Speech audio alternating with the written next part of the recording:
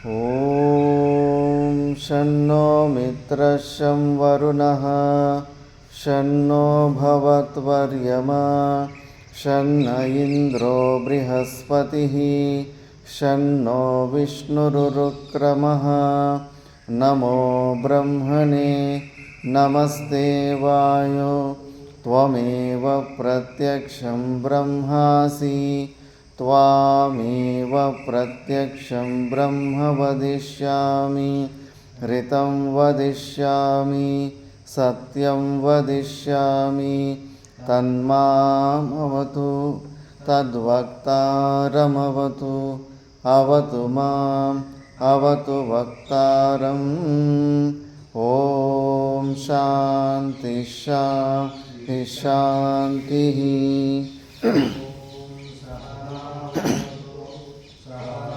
भुनक्तु सह वीर्यं करवावहै तेजस्विनावधीतमस्तु मा विद्विषावहै। ॐ शान्ति शान्ति शान्तिः। ॐ यश्चन्दसां वृषभो विश्वरूपः छन्दोऽभ्योऽमृतात् सम्बभूव समेन्द्रो मेधया स्पृणोतु। अमृतस्य देवधारणो भूयासं शरीरं मे विचर्षणं जिह्वा मे मधुमत्तमा कर्णाभ्यां भूरिविश्रुवं ब्रह्मणः कोशोऽसि मेधया पिहितः गोपाय। ॐ शान्ति शान्ति शान्तिः। वृक्षस्य रेरिव कीर्तिपृष्ठं गिरेरिव ऊर्ध्वपवित्रो वाजिनीव स्वमृतमस्मि द्रविणगुंसवर्चसं सुमेधा अमृतोक्षितः इति त्रिशङ्कोर्वेदानुवचनम्। ॐ शान्ति शान्ति शान्तिः।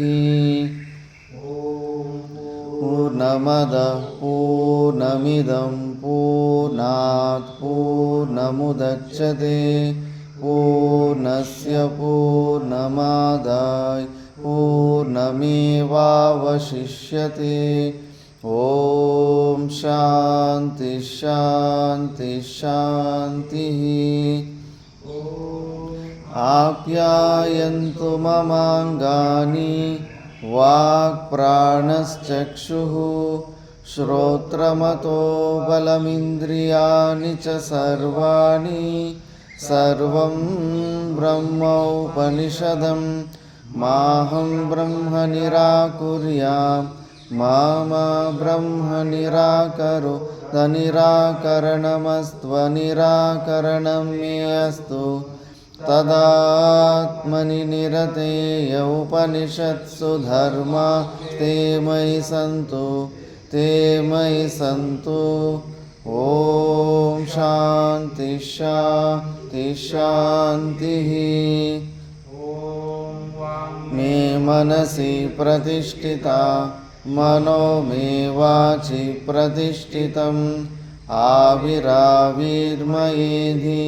वेदस्य मानीस्तः श्रुतं मे मा प्रहसीरनेन दीतेनाहोरात्रान् सन्धदामि। ऋतं वदिष्यामि सत्यं वदिष्यामि तन्मामवतु तद्वक्तारमवतु। अवतु माम् अवतु वक्तारमवतु वक्तारम्। ॐ शान्ति शान्तिः। ॐ वाङ्नो अपि वातय मनः। ॐ शान्ति शान्ति शान्तिः। ॐ भद्रं कर्णेभिः शृणुयाम देवाः भद्रं पश्येमाक्षभिर्यजत्राः स्थिरैरङ्गैः स्तुष्ट्वागुंसस्तनूभिः व्यशेम देवहितं यदायुः स्वस्ति न इन्द्रो वृद्धश्रवाः स्वस्ति न पूषा विश्ववेदाः स्वस्ति नस्तार्क्ष्यो वरिष्ठनेमिः स्वस्ति नो बृहस्पतिर्ददातु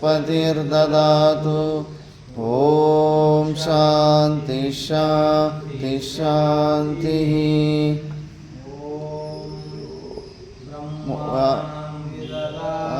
पूर्वं यो वै वेदांश्च प्रैणोति तस्मै तं देवमात्मबुद्धिप्रकाशं मुमुक्षुर्वै शरणमहं प्रपद्ये ॐ शान्ति शान्ति शान्तिः ॐ नमो ब्रह्मादिभ्यो ब्रह्मविद्यासम्प्रदायकर्तृभ्यो वंशर्षिभ्यो महद्भ्यो नमो गुरुभ्यः सर्वोपप्लवरहितः प्रज्ञानगणः प्रत्यगर्तो ब्रह्मैवाहमस्मि ब्रह्मैवाहमस्मि ॐ शान्ति शान्ति शान्तिः नारायणं पद्मभवं वसिष्ठं शक्तिं च तत्पुत्रपराशरं च व्यासं शुकं गौडपदं महान्तं गोविन्दयोगीन्द्रमतास्य शिष्यं श्रीशङ्कराचार्यमतास्य पद्मपादं च हस्तामलकं च शिष्यं तं तोटकं वार्तिककारमन्य नस्मद्गुरुं सन्ततमानतोऽस्मि ॐ शान्ति शान्ति शान्तिः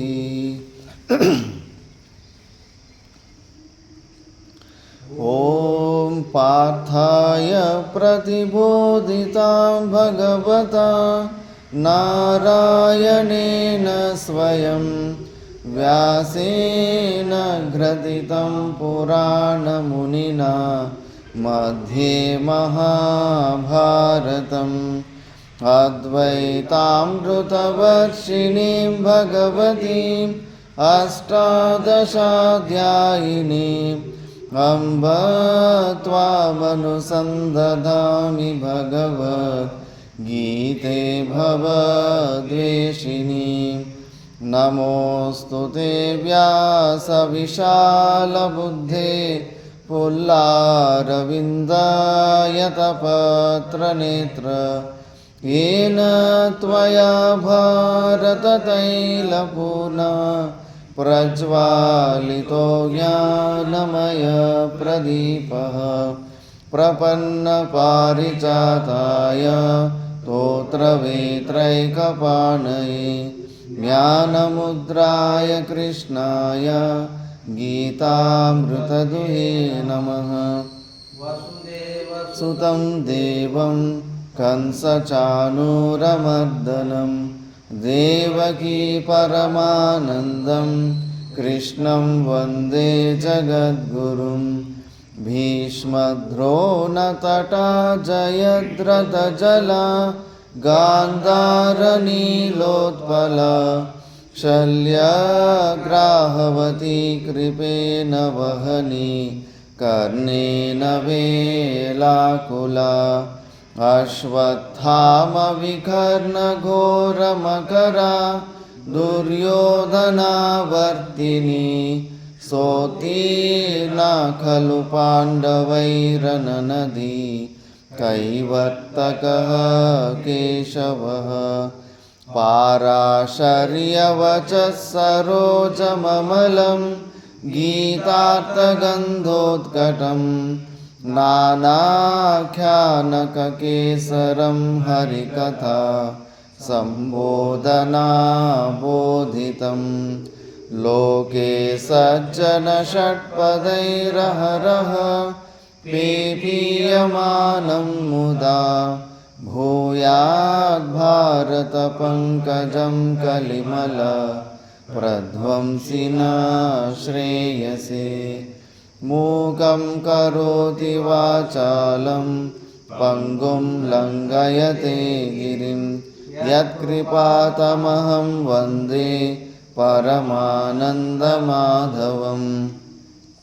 ಶಾಂತಾಕಾರಂ ಭುಜಗಶಯನಂ ಪದ್ಮನಾಭಂ ಸುರೇಶಂ ವಿಶ್ವಾಧಾರಂ ಗಗನಸದೃಶಂ ಮೇಘವರ್ಣಂ ಶುಭಾಂಗಂ ಲಕ್ಷ್ಮೀಕಾಂತಂ ಕಮಲನಯನ ಯೋಗಿಹೃದ್ಯಾನಗಮ್ಯಂ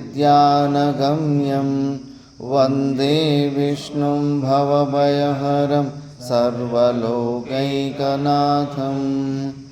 ಯಂ ಬ್ರಹ್ಮಾ ವರುಣೇಂದ್ರರುದ್ರಮರುತಃ ಸ್ತುನ್ವಂತಿ ದಿವ್ಯೈಸ್ತವೈಃ ವೇದೈಃ ಸಾಂಗಪದಕ್ರಮೋಪನಿಷದೈಃ ಗಾಯಂತಿ ಯಂ ಸಾಮಗಾಃ ಧ್ಯಾನಾವಸ್ಥಿತತದ್ಗತೇನ ಮನಸಾ ಪಶ್ಯಂತಿ ಯಂ ಯೋಗಿನೋ ಯಸ್ಯಾಂತಂ ನ ವಿದುಃಸುರಾಸುರಗಣಾಃ ದೇವಾಯ ತಸ್ಮೈ ನಮಃ ತಸ್ಮೈ ನಮಃ. ಓಂ ಶಾಂತಿ ಶಾಂತಿ ಶಾಂತಿ. ಓಂ ನಾರಾಯಣಃ ಪರೋ ವ್ಯಕ್ತಾತ್ ಅಂಡಮವ್ಯಕ್ತಸಂಭವಂ ಅಂಡಸ್ಯಾಂತಸ್ತ್ವಿಮೇ ಲೋಕಾಃ ಸಪ್ತದ್ವೀಪಾ ಚ ಮೇದಿನಿ. ಓಂ ಶಾಂತಿ ಶಾಂತಿ ಶಾಂತಿ.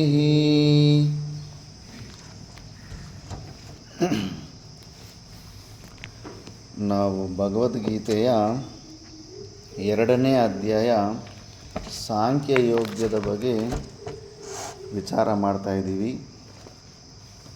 ಆ ಅಧ್ಯಾಯದಲ್ಲಿ ನಾವು ಕೃಷ್ಣ ಪರಮಾತ್ಮ ಮೋಹ ನಿಮಿತ್ತವಾದ ವಿಘ್ನನ ತೊಡಗಿಸೋದಕ್ಕೆ ಫಸ್ಟು ಅರ್ಜುನನ ಎಲ್ಲರ ಒಂದು ನಿಜ ಸ್ವರೂಪ, ನಿಜವಾದ ಐಡೆಂಟಿಟಿ ಬಗ್ಗೆ ಹೇಳ್ದ. ಎಲ್ಲರೂ ಒಂದೇ ಸ್ವರೂಪವಾಗಿದ್ದಾರೆ, ಸಚ್ಚಿದಾನಂದ ಸ್ವರೂಪರಾಗಿದ್ದಾರೆ, ವ್ಯಾಪಕವಾಗಿದ್ದಾರೆ. ಈ ಶರೀರ ವಿಯೋಗದಿಂದ ಅದಕ್ಕೆ ನೀನು ಶೋಕ ಮೋಹ ಪಡಬೇಕಾದ ಅವಶ್ಯಕತೆ ಇಲ್ಲ. ಅದು ಅರ್ಥ ಆಗಲಿಲ್ವಾ? ಜೀವ ಅಂತೆ ಅನ್ಕೊಂತೀಯ ಮಿಕ್ಕಿದವ್ರನ್ನೆಲ್ಲ ನೀನು. ಸರಿ, ಸೂಕ್ಷ್ಮ ಶರೀರ ಅಂದ್ಕೊಂಡ್ರೂ ಕೂಡ ಸ್ಥೂಲ ಶರೀರದ ವಿಯೋಗದ ಬಗ್ಗೆ ನೀನು ಶೋಕ ಮಾಡೋದ್ರಲ್ಲಿ ಯಾವುದೇ ಪ್ರಯೋಜನ ಇಲ್ಲ. ಪ್ರಯೋಜನವನ್ನುದ್ದೇಶ ಮಂದೋಪಿ ನಾ ಪ್ರವರ್ತತೆ. ನೀನು ಶೋಕ ಮಾಡದೇ ಇರು, ಅದಂತೂ ವಿಯೋಗ ಆಗೋದಂತೂ ಖಚಿತವಾಗಿದೆ. ಹುಟ್ಟು ನಿಶ್ಚಯ ಆಗಿದ್ದರೆ ಸಾವು 100% ಶರೀರ ವಿಯೋಗ ನಿಶ್ಚಯವಾಗಿದೆ. ಆದರೂ ಕೂಡ ನೀನು ಶೋಕ ಮೋಹ ಪಡೋಷ್ಟಿಲ್ಲ. ಇಲ್ಲ, ಸೂಕ್ಷ್ಮ ಶರೀರದಲ್ಲೂ ಕೂಡ ನಿನ್ನ ಜ್ಞಾನ ಅಲ್ಲೂ ಕೂಡ ನಿಲ್ತಾ ಇಲ್ಲ, ಅಲ್ಲೂ ಕೂಡ ನೀನು ಸಂತುಷ್ಟಿ ಆಗಕ್ಕಾಗ್ತಾಯಿಲ್ಲ ಈ ಜ್ಞಾನದಿಂದ ಅಂದರೂ ಕೂಡ ಸರಿ, ನೀನು ಈ ಶರೀರನೇ ಅಂತ ನೀನು ಅನ್ಕೋ. ನೀನು ಮತ್ತು ವೈದಿಕ ಧರ್ಮವನ್ನು ಆಚರಣೆ ಮಾಡೋನು, ಸ್ವವರ್ಣಾಶ್ರಮ ಧರ್ಮಗಳನ್ನು ಪಾಲನೆ ಮಾಡೋದೇ ಶ್ರೇಯಸ್ಸು. ಅದೇ ಎಲ್ಲರಿಗೂ ಧರ್ಮ ಆಗಿರುತ್ತೆ. ಮತ್ತು ನೀನು ಕ್ಷತ್ರಿಯನಾಗಿದೆಯಾ, ನಿನ್ನ ಸ್ವಧರ್ಮದ ಬಗ್ಗೆ ಕೂಡ ಯೋಚನೆ ಮಾಡು. ನಿನ್ನನ್ನು ನಂಬಿಕೊಂಡು ಎಷ್ಟೋ ಜನ ಇವತ್ತು 7 ಅಕ್ಷೋಹಿಣಿ ಸೇನಾ ಹಿಂದ್ಗಡೆ ಬಂದಿದ್ದಾರೆ. ಅಷ್ಟೊಂದು ರಾಜ್ಯ ದ್ರುಪದ, ಎಷ್ಟೋ ಜನ ರಾಜ್ಯಗಳೆಲ್ಲ ಕೂಡ ನೀನು ಮುಂದಿದೆಯಾ ಅಂದ್ಬಿಟ್ಟು, ನಾಯಕತ್ವ ವಹಿಸಿದೆಯಾ ಅಂದ್ಬಿಟ್ಟು ನಿನ್ನನ್ನು ನಂಬಿ ಬಂದಿದ್ದಾರೆ. ನೀನೀಗ ಯುದ್ಧ ಮಾಡಲಿಲ್ಲ ಅಂತ ಹೋದ್ರೆಗನ ಮತ್ತು ಇವರು ಸುಮ್ಮನೆ ಬಿಡ್ತಾನೆ ದುರ್ಯೋಧನ. ಇಷ್ಟು ಶಕ್ತಿಶಾಲಿ ಅದು ನಿಮ್ಮನ್ನೇ ಸುಮ್ಮನೆ ಬಿಟ್ಟಿಲ್ಲ, ಮತ್ತು ನಿಮಗೆ ಸಪೋರ್ಟ್ ಮಾಡಿರೋರು ಸುಮ್ಮನೆ ಬಿಡ್ತಾನೆ ಸಾಮಾನ್ಯವಾಗಿ. ಮತ್ತು ಅವ್ರನ್ನೆಲ್ಲ ಅಧರ್ಮದಿಂದ ಎಲ್ಲರನ್ನೂ ಮನಸ ವಾಚ ಕರ್ಮನ ಹಿಂಸೆಯನ್ನು ಕೊಡ್ತಾನೆ. ಅವ್ರ ಬಗ್ಗೆ ನೀನು ಯೋಚನೆ ಮಾಡು. ಕ್ಷತ್ರಿಯರಿಗೆ ಯಾರಿಗೇ ಆಗಲಿ ಸ್ವವರ್ಣಾಶ್ರಮ ಧರ್ಮದಿಂದ ಚ್ಯುತಿ ಆಗೋದು ಮಾಡಿದ್ರೆಗನ ಅದು ಪಾಪನೇ ಉಂಟು ಮಾಡುತ್ತೆ. ಎಷ್ಟೋ ಅನರ್ಥಗಳಿಗೆ ಅದು ದಾರಿಯಾಗುತ್ತೆ. ಅಷ್ಟೇ ಅಲ್ಲ, ನಿನ್ನ ಸ್ವಭಾವಗಳು ತಿಳ್ಕೋಬೇಕು. ಅಕೀರ್ತಿಂಚಾಪಿ ಭೂತಾನಿ, ಎಷ್ಟೊಂದು ಅಪಕೀರ್ತಿ ಬರುತ್ತೆ. ಇಲ್ಲಿ ಈಗ ತನಕ ನೀನು ವಿರಾಟ ಪರ್ವದಲ್ಲಿ ಕೌರವರನ್ನೆಲ್ಲ ಒಂದು ಸತಿ ಮೂರ್ಛಿತಗೊಳಿಸಿ ಈಶ್ವರನ ಜೊತೆ ಮಲ್ಲ ಯುದ್ಧ ಮಾಡಿ ಈಶ್ವರನೇ ಮೆಚ್ಚಿಕೊಳ್ಳೋ ಅನ್ನೋ ಶೈಲಿಯಲ್ಲಿ ಮಲ್ಲ ಯುದ್ಧ ಮಾಡಿ, ಮತ್ತು ಇಂದ್ರನನ್ನು ಗೆದ್ದು ಇಂದ್ರನ ಜೊತೆ ದೇವತೆಗಳಿಗೆ ಅಸಾಧ್ಯವಾದಂಥ ಯುದ್ಧ, ದೇವತೆಯರಿಗೆ ಸಹಾಯ ಮಾಡಿ ಅಲ್ಲಿ ಗೆದ್ದು, ಏನೆಲ್ಲ ಕೀರ್ತಿ ಇತ್ತೋ ಅಷ್ಟು ಕೀರ್ತಿ ಮಣ್ಣು ಪಾಲಾಗ್ಬಿಡುತ್ತೆ. ನೀನು ಏನೇನು ದಯಾಗುಣದಿಂದ ನೀನು ಬಿಟ್ಟು ಹೋಗಿದ್ದೀಯ ಅಂತ ನೀನು ಅನ್ಕೋಬೋದು, ಆದರೆ ಜನ ಮಾತ್ರ ಭಯಾದ್ರನಾದುಪರತಂ ಮನ್ಸ್ಯಂತೆ, ನೀನು ಮಾತ್ರ ಹೆದರ್ಕೊಂಡೇ ನೀನು ಇದು ಬಿಟ್ಟು ಹೋಗಿದೆಯಾ ಅಂತಾರೆ. ಅದು ಬಿಡಿ, ಈಗ ಮುಮುಕ್ಷು ಲೆವೆದಲ್ಲಿ ನಮ್ಮನ್ನು ಇದು ಮಾಡ್ಕೊಳ್ಳಿ. ಸ್ವಂತ ತಂದೆ ತಾಯಿ ನಮಗೆ ಅಂತ ಇದ್ದರು, ನೀನು ಸಂಸಾರದಲ್ಲಿ ಬದುಕೋಕ್ಕೆ ಯೋಗ್ಯತೆ ಇಲ್ಲದಿರ ನೀನು ಬಿಟ್ಟು ಆ ಕಡೆ ಓಡೋಗಿದೆಯಾ ಅಂತ. ಎಂಥ ಚುಚ್ಚೋ ಮಾತು. ಆ ಚುಚ್ಚೋ ಮಾತಾದರೂ ಅಂದು ರೋಷ ಬಂದು ಮತ್ತೆ ಗೃಹಸ್ಥಾಶ್ರಮದ ಬರಲಿ ಅಂದುಬಿಟ್ಟು ಒಬ್ಬರಲ್ಲ ಇಬ್ಬರಲ್ಲ, ಸ್ಟಾರ್ಟಿಂಗಲ್ಲಿ ಮನೆ ಬಿಟ್ಟು ಬಂದ ಮೇಲೆ ಬಂದ ಸಂಬಂಧಿಕರೆಲ್ಲ ಕೂಡ ಹಿಂಗೆ ತುಂಬ ಅಷ್ಟೊಂದು ಅವಮಾನ ಮಾಡ್ತಾಯಿದ್ರು. ಬಟ್ ಒಳಗಡೆ ನಾವು ವಿಚಾರ ಮಾಡಿ ಮನೆ ಬಿಟ್ಟು ಹೊರಗಡೆ ಬಂದಿದ್ದಕ್ಕೆ ಆ ಎಲ್ಲ ಮಾತುಗಳು ನಮಗೆ ಒಳಗಡೆ ಇರೋ ಈಗೋನ ಪ್ರಿಕ್ ಆಗಲಿಲ್ಲ. ಬಟ್ ಅರ್ಜುನನ ವಿಷಯ ಹಂಗಿಲ್ವಲ್ಲ. ಈಗ ಬಂದಿರೋ ವೈರಾಗ್ಯದ ಸ್ಮಶಾನ ವೈರಾಗ್ಯ, ಫಲದ ಅಪೇಕ್ಷೆಯನ್ನು ನೋಡಿ ಅವನು ವೈರಾಗ್ಯ ಬರ್ತಾಯಿದೆ. ರಿಸಲ್ಟು ಒಳ್ಳೆ ಚೆನ್ನಾಗಿ ಬರ್ತಾ ಇದ್ದಿದ್ರೆ ಆ ರಿಸಲ್ಟ್ ಅವನೇನು ಯುದ್ಧದಿಂದ ವಾಪಸ್ ಬರ್ತಿರ್ಲಿಲ್ಲ. ಆ ಯುದ್ಧದ ರಿಸಲ್ಟು ತುಂಬ ವರಸ್ಟ್ ಬರುತ್ತೆ ಅನ್ನೋ ಒಂದು ಸಂಭಾವನಾ ಬುದ್ಧಿಯಿಂದ ವಿತ್ಡ್ರಾ ಮಾಡ್ಕೊತಾ ಇದ್ದಾನೆ. ಆದ್ದರಿಂದ ಅದು ತಪ್ಪು. ಆ ಓರಿಯೆಂಟೇಷನ್ನು ನಿನಗೆ ಪಾಲಿಗೆ ಬಂದದ್ದ ಕರ್ಮ ಅನ್ನೋ ರಿಸಲ್ಟನ್ನು ನೋಡಿ ರಿಸಲ್ಟ್ ಚೆನ್ನಾಗಿ ಬರೋದಿಲ್ಲ, ಅದಕ್ಕೆ ನನಗೆ ಬೇಡ ಅಂತ ಬಿಟ್ಟು ಬರೋದು ಅದು ಪದ್ಧತಿಯಲ್ಲ. ನೀನು ಡ್ಯೂಟಿ ಓರಿಯೆಂಟೆಡಾಗಿ ಮಾಡ್ತಾಯಿದ್ದು ವಿವೇಕದಿಂದ ನಿನಗೆ ವೈರಾಗ್ಯ ಬಂದು ಆವಾಗ ನೀನು ಎಲ್ಲ ಸಾಮರ್ಥ್ಯ ಇದ್ದು ಪೊಟೆನ್ಸಿ ಇದ್ದು ಕೂಡ ನನಗೆ ಬೇಡ, ಆ ಭೋಗವೂ ಬೇಡ, ಆ ಭೋಗಕ್ಕೆ ಪಟ್ಟ ಪರಿಶ್ರಮವೂ ಬೇಡ ಅಂತ ಎರಡೂ ಇರಬೇಕು. ಪರಿಶ್ರಮ ಮಾತ್ರ ಬೇಡ, ಭೋಗ ಬೇಕು ಅಂದರೆ ತಮೋಗುಣ ಪ್ರಧಾನವಾಗಿದೆ. ನೀನೆಲ್ಲೆಲ್ಲೋ ಆಲಸಿಯಾದ ಗುಣ ಬಂದಿದೆ ಅಂದ್ಬಿಟ್ಟು ಇದು ತುಂಬ ವಿಚಾರ ಪಡಬೇಕು. ಸ್ಟಾರ್ಟಿಂಗಲ್ಲಿ ನಿಷ್ಕಾಮ ಕರ್ಮಯೋಗದ ಬಗ್ಗೆ ನಾವು ತುಂಬ ಲೈಟಾಗಿ ತೊಗೊಂಡ್ಬಿಡ್ತೀವಿ. ಯಾಕಂದರೆ ಎಲ್ಲರಿಗೂ ಮನಸ್ಸಿನಲ್ಲಿ ನಾನು ಉತ್ತಮ ಅಧಿಕಾರಿ ಅನ್ನೋ ಭಾವನೆಯೇ ಕೊಡುತ್ತೆ.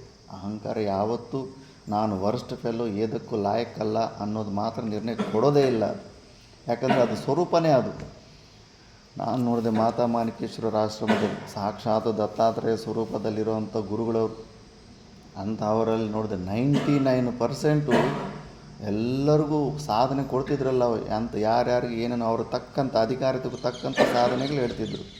99% ಸೇವೆನೇ ಬಂದ ತಕ್ಷಣ ಫಸ್ಟು ಸೇವೆನೇ ಹೇಳ್ತಾಯಿದ್ರು.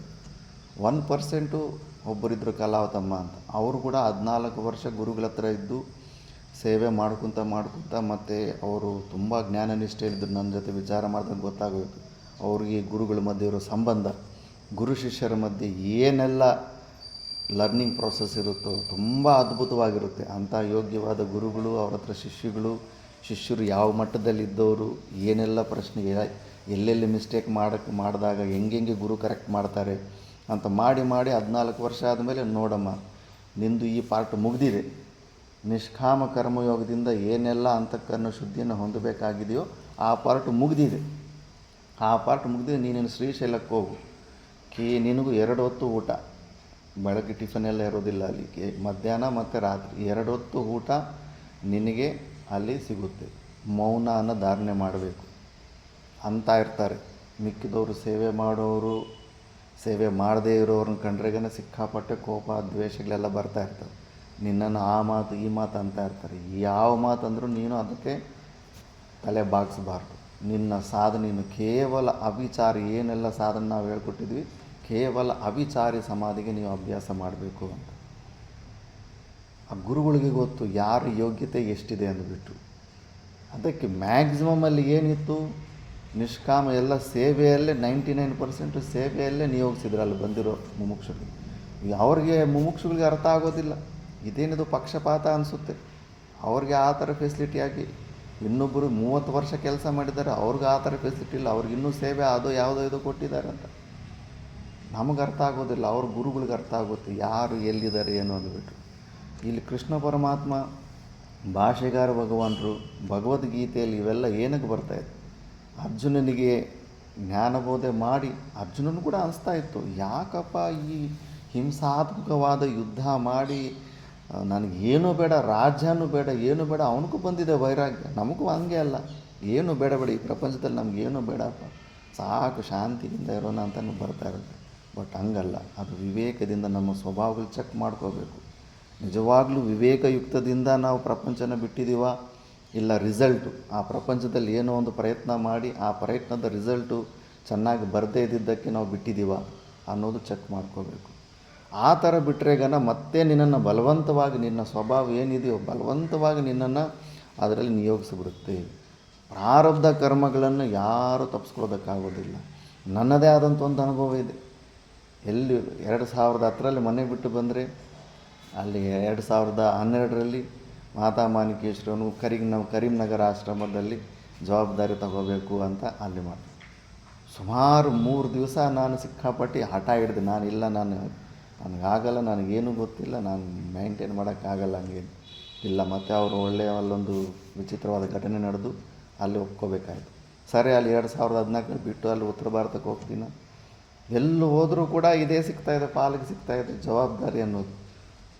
ಸ್ವಲ್ಪ ದಿವಸ ಮಾಡಿ ಮತ್ತೆ ತಪ್ಪಿಸ್ಕೊಂಡು ಎಲ್ಲಿ ಹೋದ್ರು ನಮ್ಮ ಗುರುಗಳು ಕೊಡಬೇಕು ಅಂದ್ಕೊಂಡಿದ್ರು, ಅಲ್ಲೂ ಅಲ್ಲೂ ಏನೋ ವಿದ್ಯೆ ಅಭ್ಯಾಸದಲ್ಲಿ ಅಲ್ಲಿ ತಪ್ಪಿಸ್ಕೊಂಡು ಎಲ್ಲೋದು. ಲಾಸ್ಟಲ್ಲಿ ಕರ್ಮ ಹೆಂಗಿರುತ್ತೆ ಅಂದರೆ, ಗುರು ಆಜ್ಞೆ ರೂಪದಲ್ಲಿ ಬಂದುಬಿಟ್ಟು ಕಂಪಲ್ಸರಿ ಅದನ್ನು ಮಾಡಲೇಬೇಕಾಗುತ್ತೆ. ಪ್ರಾರಬ್ಧ ಕರ್ಮಗಳನ್ನು ನಾವು ಎಷ್ಟು ಬುದ್ಧಿವಂತಿಕೆಯಿಂದ ಇದು ಮಾಡಿದ್ರೂ ಕೂಡ ಅದು ನಮ್ಮ ಪಾಲಿಗಿತ್ತಂದ್ರೆಗನ ಅದನ್ನು ತಪ್ಪಿಸ್ಕೊಳ್ಳೋದಕ್ಕಾಗೋದಿಲ್ಲ. ಒಂದು ಸತಿ ಅದನ್ನು ಮಾಡಿಕೊಂಡು ಹೋಗ್ಬಿಟ್ರೆ ನೆಕ್ಸ್ಟ್ ದಾರಿ ಕ್ಲಿಯರ್ ಆಗಿರುತ್ತೆ. ಇವರು ಚಾಗಂಟಿ ಕೋಟೇಶ್ವರ ಅವರು ಒಂದು ಒಳ್ಳೆಯ ದೃಷ್ಟಾಂತ ಹೇಳಿದ್ರು. ಊರಲ್ಲಿ ಒಬ್ಬರು ಒಳ್ಳೆ ಭವಿಷ್ಯವಾಣಿ ಹೇಳುವಂಥ ಒಬ್ಬ ಸಾಧುಗಳಿದ್ರಂತೆ. ಹೇಳ್ತಾಯಿದ್ರೆಗ ಅವರು ನೆಕ್ಸ್ಟ್ ಏನಾಗುತ್ತೆ ಎಲ್ಲರ ಜೀವನದಲ್ಲಿ ಅಂದುಬಿಟ್ಟಿದ್ದೂ ಮುಂಚೆ ಹೇಳ್ಬಿಡ್ತಾ ಇದ್ರಂತೆ. ಒಬ್ಬನು ನಾಸ್ತಿಕ ಇರ್ತಾನೆ, ಅವನು ಯಾರು ಮಾತು ನಂಬಿಕೆ ಇಲ್ಲ, ಅದೆಂಗಾಗುತ್ತೆ, ನಾಳೆ ನಡೆಯೋ ಜೀವನದಲ್ಲಿ ಇನ್ನೊಬ್ಬರು ಮುಂಚೆ ಹೆಂಗೆ ಹೇಳ್ತಾರೆ ಅಂದ್ಬಿಟ್ಟು ಅವನು ಹೋಗ್ತಾನಂತೆ. ಅವನು ಹೋದ್ರೆಗ ನೀನು ನಾಳೆ 12 ಗಂಟೆ ಮಧ್ಯಾಹ್ನ 12 ಗಂಟೆ ಕರೆಕ್ಟಾಗಿ ನೀನು ಪಾಯಸ ತಿಂತೀಯ ಅಂದ್ರಂತೆ. ಅದು ನೋಡೇ ಬಿಡೋನು ಹೆಂಗೆ ತಿಂತಾರೆ ಪಾಯಸ ಅಂದ್ಬಿಟ್ಟು. ಊರು ಬಿಟ್ಟುಬಿಟ್ಟಿದ್ದೂ ಕಾಡಿಗೆ ಓಡೋಗ್ತಾನಂತೆ. ಊರಲ್ಲಿದ್ರೆಗ ಯಾರೋ ಬಲವಂತವಾಗಿ ಯಾರು ಕುಡಿಸ್ಲೂಬೋದು, ಮನುಷ್ಯರೇ ಇಲ್ಲ ಅಂತ ಜಾಗದಲ್ಲಿ ಹೋದ್ರೆಗ ಇದಾಗುತ್ತೆ ಅಂತ. ಆ ಕಾಡಲ್ಲಿ ಹೋಗೋ ದಾರಿಯಲ್ಲಿ ಆ ಕಡೆಯಿಂದ ಯಾರೋ ಇನ್ನೊಂದು ಊರು ಬರೋರು ಬುತ್ತಿಗೆ ಕಟ್ಕೊಂಡು ಬರ್ತಾಯಿದ್ದಾರಂತೆ. ಬುತ್ತಿಗೆ ಕಟ್ಕೊಂಡು ಬರ್ತಾಯಿದ್ರೆಗನ ಇನ್ನು ಅವರು ಎದುರುಗಡೆ ಮನುಷ್ಯರು ಕಾಣಿಸ್ತ್ರೆಗನ ಇನ್ನು ಬಲವಂತವಾಗಾದರೂ ಏನೋ ಒಂದು ಮಾಡಿ ತಿನ್ನು ಅಂತಾರೆ ಅಂದ್ಬಿಟ್ಟಿದ್ದು ಅಲ್ಲೇ ಮರದ ಮೇಲೆ ಹತ್ಬಿಡ್ತಾನಂತೆ. ಮರದ ಮೇಲೆ ಹತ್ಬಿಟ್ಟಿದ್ದು ನೋಡ್ತಾ ಇರ್ತಾನೆ. ಅವರೆಲ್ಲ ಕೆಳಗಡೆ ಕೂತ್ಕೊಂಡು ಬುತ್ತಿಗೆ ಎಲ್ಲ ತಿಂದು ಸ್ವಲ್ಪ ಎಲ್ಲ ತಿನ್ನೋದಕ್ಕೆಲ್ಲ ರೆಡಿ ಮಾಡ್ಕೊತಾ ಇರ್ತಾರಂತೆ. ದೂರದಿಂದ ಯಾರು ಇನ್ಫಾರ್ಮೇಷನ್ ಬರುತ್ತೆ, ಡಾಕುಗಳು ಬರ್ತಾಯಿದ್ದಾರೆ, ಇನ್ನೆಲ್ಲ ಕಿಡ್ನಾಪ್ ಮಾಡ್ಕೊಂಡು ಹೋಗ್ಬಿಡ್ತಾರೆ ಅಂದ್ಬಿಟ್ಟಿದ್ದನ್ನು. ಸರಿ ಅಂದ್ಬಿಟ್ಟಿದ್ದೂ ಇನ್ನು ಓಡಬೇಕಂದ್ರೆಗೇ ಜಾಸ್ತಿ ಲಗೇಜ್ ಇದ್ದರೆ ಓಡೋಕ್ಕಾಗೋದಿಲ್ಲ. ಅವ್ರೇನು ಮಾಡ್ತಾರೆ, ಆ ಬುತ್ತಿಗೆ ಸ್ವಲ್ಪ ಒಂದೊತ್ತಾಗೋಷ್ಟು ಸ್ವಲ್ಪ ಬುತ್ತಿಗೆ ತೊಗೊಂಡು ಓಡೋಗ್ಬಿಡ್ತಾರಂತೆ. ಅಲ್ಲಿ ಪಾಯಸನೂ ಮಾಡ್ಕೊಂಡು ಅಲ್ಲಿ ಇಟ್ಟಿರ್ತಾರೆ. ಪಾಯಸ ಅಲ್ಲೇ ಆ ಮರದ ಕೆಳಗಡೆ ಎಲ್ಲ ಲಗೇಜ್ ಜಾಸ್ತಿ ಆಗುತ್ತೆ, ಓಡೋಕ್ಕಾಗಲ್ಲ ಅಂತ ಅಲ್ಲೇ ಬಿಟ್ಟು ಓಡೋಗಿರ್ತಾರೆ. ಅವ್ರು ಡಾಕುಗಳು ಬರ್ತಾರೆ. ಸರಿ, ಇದೇನು ಬುತ್ತಿಗೆ ಅಂದ್ಬಿಟ್ಟಿದ್ದೂ ನೋಡ್ತಾರೆ, ಅವ್ರು ಬಿಟ್ಟು ಓಡೋಗ್ಬಿಟ್ಟಿದ್ದಾರೆ. ಎಲ್ಲ ತಿಂದು ಅವ್ರಿಗೂ ಹಸಿವಾಗ್ತಾ ಇರುತ್ತೆ ಡಾಕುಗಳಿಗೆ. ಮತ್ತು ನೋಡ್ತಾ ಇದು ಯಾಕೆ ಬಿಟ್ಟು ಹೋಗಿದ್ದಾರೆ ಅಂದ್ಬಿಟ್ಟು ಅನುಮಾನ ಕೂಡ ಬರುತ್ತಲ್ಲ, ಏನಾದರೂ ವಿಷ ಹಾಕಿರ್ಬೋದು ಅಂತ.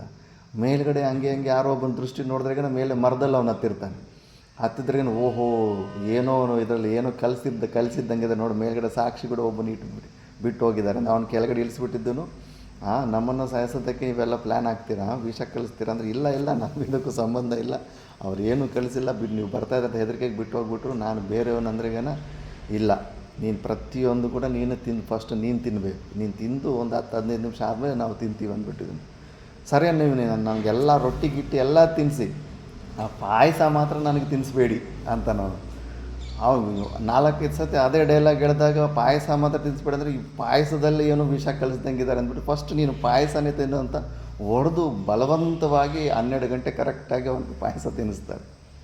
ಪ್ರಾರಬ್ಧ ಕರ್ಮಗಳು ಅಷ್ಟು ಬಲವಂತವಾಗಿರ್ತವೆ, ಅದು ನಮ್ಗೆ ಅರ್ಥ ಆಗೋದಿಲ್ಲ. ಅದನ್ನು ನಾವು ಮಾಡಿಕೊಂಡು ಸ್ವಲ್ಪ ದಿವಸ ರಿಸಲ್ಟ್ ಓರಿಯೆಂಟೆಡ್, ನಾನು ಮಾಡಿದ್ರೆ ನನಗೆ ಪ್ರಯೋಜನ ಏನು ಬರುತ್ತೆ ಅನ್ನೋ ಉದ್ದೇಶನ ಬಿಟ್ಟು ಕೇವಲ ಪರಮಾತ್ಮನ ಆಜ್ಞೆ ಆಗಿದೆ, ಪರಮಾತ್ಮನ ಪ್ರೀತಿಯಿಂದ ನಾನಿದು ಮಾಡ್ಕೊಂಡು ಹೋಗ್ಬೇಕಂತ ಮಾಡಿದ್ರೆ ಮತ್ತೆ ಅದನ್ನು ನಮ್ಮನ್ನು ಅದರಿಂದ ಬಿಟ್ಬಿಡ್ತಾರೆ.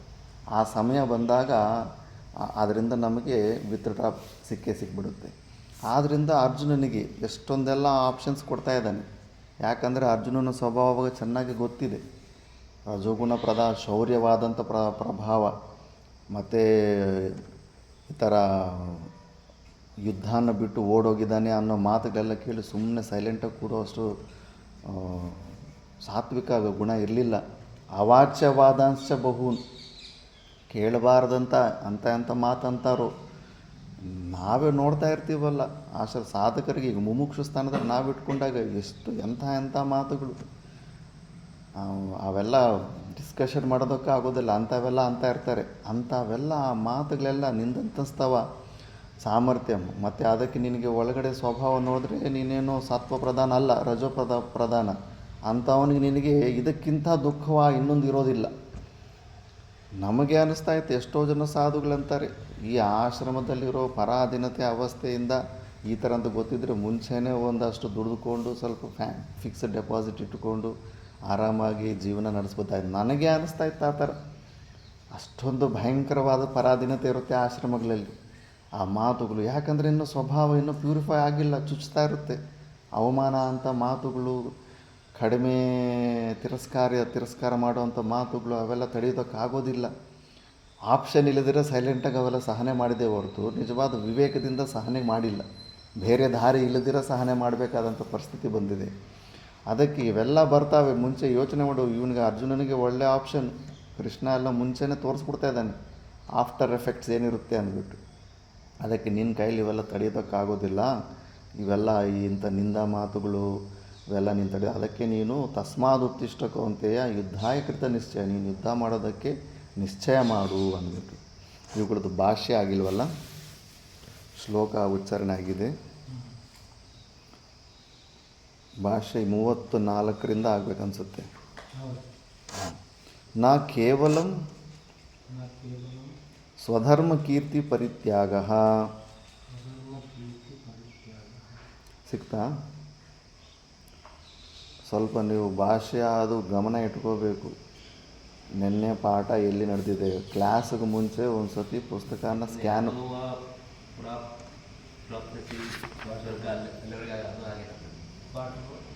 ಅಥವಾ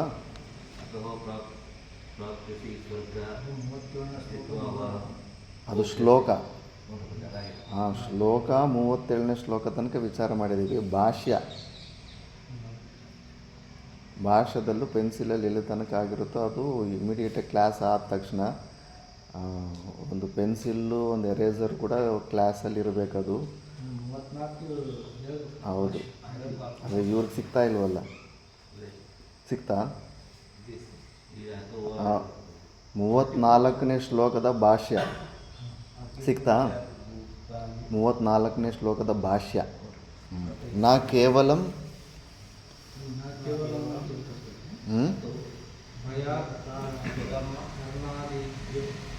ಅದು ಶ್ಲೋಕದ ಮೇಲೆ ಇರುತ್ತೆ. ನಾ ಕೇವಲಂ ಸ್ವಧರ್ಮ ಕೀರ್ತಿ ಪರಿತ್ಯಾಗ ಅಂತ. ಇಲ್ಲವೂ ಇಲ್ಲ, ತಗೊಂಡು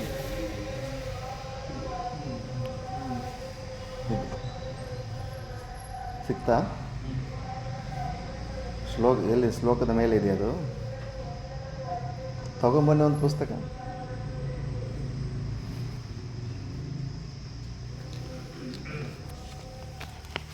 ನೋಡಿ, 34ನೇ ಶ್ಲೋಕ. ಶ್ಲೋಕದ ಮೇಲೆ ಶ್ಲೋಕದ ಇಂಟ್ರಡಕ್ಷನ್ ಒಂದು ವರ್ಡ್ ಇರುತ್ತೆ. ನಾ ಕೇವಲಂ ಸ್ವಧರ್ಮ ಕೀರ್ತಿ ಪರಿತ್ಯಾಗ. ಅದಾದ ಮೇಲೆ ಆ ಶ್ಲೋಕದ ಕೆಳಗಡೆ ಇರೋ ಭಾಷ್ಯ. ಈ ನಂಬರ್ ಮಿಸ್ಟೇಕ್ ಆಯ್ತು. 34 ಐತಲ್ಲ, ಕೆಳಗಡೆ 34 ಅಂತಂದು ಅದ್ರ ಮೇಲೆ ನೋಡ ನಂಬರ್ ಇದೆಯಲ್ಲ. ಏನಾಗಿದೆ ನಂಬರು?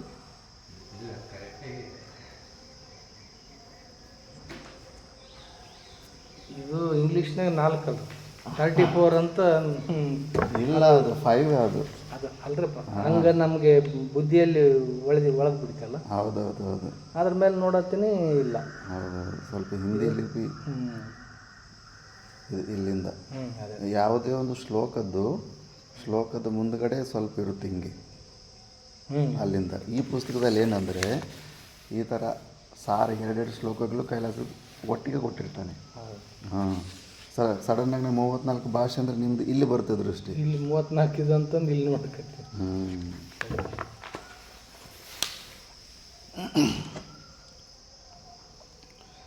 ನ ಕೇವಲಂ ಸ್ವಧರ್ಮ ಕೀರ್ತಿ ಪರಿತ್ಯಾಗ ಅಕೀರ್ತಿಂಚ ಅಪಿ ಭೂತಾನಿ ಕಥಯಿಷ್ಯಂತಿ ತೇ ತೌ ಅವ್ಯಯಾಯಂ ದೀರ್ಘಕಾಲಂ ಧರ್ಮಾತ್ಮ ಶೂರ ಇತಿ ಏವಂ ಆದಿಭಿಃ ಗುಣೈಃ ಸಂಭಾವಿತಸ್ಯ ಚ ಅಕೀರ್ತಿಃ ಮರಣಾತ್ ಅತಿರಿಚ್ಯತೆ ಸಂಭಾವಿತಸ್ಯ ಚ ಅಕೀರ್ತೆಃ ವರಂ ಮರಣಮಿತ್ಯರ್ಥಃ. ಕಿಂಚ ಭಯಾತ್ ಕರ್ಣಾದಿಭ್ಯಃ ರಣಾದ್ ಯುದ್ಧಾತ್ ಉಪರತಂ ನಿವೃತ್ತಂ ಮನ್ಸ್ಯಂತೆ ಚಿಂತಯಿಷ್ಯಂತಿ ನ ಕೃಪಯಾ ಇತಿ ತ್ವಾಂ ಮಹಾರಥಾಃ ದುರ್ಯೋಧನ ಪ್ರಭೃತಯಃ ಯೇಷಾಂಚ ತ್ವಂ ದುರ್ಯೋಧನಾದೀನಾಂ ಬಹುಮತಃ ಬಹುಭಿರ್ ಗುಣೈರ್ ಯುಕ್ತಃ ಇತಿ ಏವಂ ಬಹುಮತಃ ಭೂತ್ವಾ ಪುನಃ ಯಾಸ್ಯಸಿ ಲಾಘವಂ ಲಘುಭಾವಂ. ಕಿಂಚ ಅವಾಚ್ಯವಾದಾನ್ ಅವಕ್ತವ್ಯವಾದಾಂಶ್ಚ ಬಹೂನ್ ಅನೇಕ ಪ್ರಕಾರಾನ್ ವದಿಷ್ಯಂತಿ ತೌ ಅಹಿತಾಃ ಶತ್ರವಃ ನಿಂದಂತಃ ಕುತ್ಸಯಂತಃ ತವ ತ್ವದೀಯಂ ಸಾಮರ್ಥ್ಯಂ ನಿವಾತಕವಚಾದಿ ಯುದ್ಧನಿಮಿತ್ತಂ ತಸ್ಮಾತ್ ತತಃ ನಿಂದಾಪ್ರಾಪ್ತೇಃ ದುಃಖಾತ್ ದುಃಖತರಂ ನು ಕಿಂ ತತಃ ಕಷ್ಟತರಂ ದುಃಖಂ ನ ಅಸ್ತಿ ಇತ್ಯರ್ಥಃ. ಯುದ್ಧೇ ಪುನಃ ಕ್ರಿಯಮಾಣೆ ಕರ್ಣಾದಿಭಿಃ ಹತೋ ವಾ ಪ್ರಾಪ್ಸ್ಯಸಿ ಸ್ವರ್ಗಂ ಅತಃ ಸನ್ ಪ್ರಾಪ್ಸ್ಯಸಿ ಸ್ವರ್ಗಂ ಪ್ರಾಪ್ಸ್ಯಸಿ ಜಿತ್ವಾ ವಾ ಕರ್ಣಾದೀನ್ ಶೂರಾನ್ ಭೋಕ್ಷ್ಯಸೆ ಮಹೀಂ ಉಭಯತಾಪಿ ತವ ಲಾಭ ಏವ ಇತಿ ಅಭಿಪ್ರಾಯಃ. ಯತ ಏವಂ ತಸ್ಮಾದ್ ಉತ್ತಿಷ್ಠ ಕೌಂತೆಯ ಯುದ್ಧಾಯ ಕೃತ ನಿಶ್ಚಯಃ ಜೇಷ್ಯಾಮಿ ಶತ್ರೂನ್ ಮರಿಷ್ಯಾಮಿ ವಾ ಇತಿ ನಿಶ್ಚಯಂ ಕೃತ್ವಾ ಇತ್ಯರ್ಥಃ. ಸ್ವಲ್ಪ ನೀವು ಎರಡು ಭಾಷೆ ಓದಿ, ಎರಡು ಶ್ಲೋಕ. ನ ಕೇವಲಂ ಸ್ವಧರ್ಮ ಕೀರ್ತಿ ಪರಿತ್ಯಾಗಃ ಅಕೀರ್ತಿಂಚ ಅಪಿ ಭೂತಾನಿ ಕಥಯಿಷ್ಯಂತಿ ತೇ ತವ ಅವ್ಯಯಂ ದೀರ್ಘಕಾಲಂ ಧರ್ಮಾತ್ಮ ಶೂರ ಇತಿ ಏವ ಮಾದಿಭಿಃ ಗುಣೈಃ ಸಂಭಾವಿತಸ್ಯ ಚ ಅಕೀರ್ತಿಂ ಮರಣಾದ ಅತಿರಿಚ್ಯತೆ. ಸಂಭಾವಿತಸ್ಯ ಚ ಅಕೀರ್ತಿಃ ವರಂ ಮರಣಂ ಇತ್ಯರ್ಥಃ. किंच भयात् कर्णादिभ्यः रणात् युद्धात् अपरतं निवृत्तं मंशन्ते चिन्तयिष्यन्ति न कृपया इति त्वं महारथा दुर्योधनात् प्रभृतयः येषां च त्वं दुर्योधनादीनां बहुमतो बहुविध गुणैः युक्त इति एवं बहुमतो भूत्वा पुनः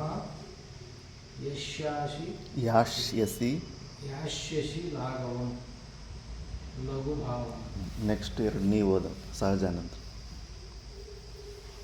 किंच अवाच्यवादान्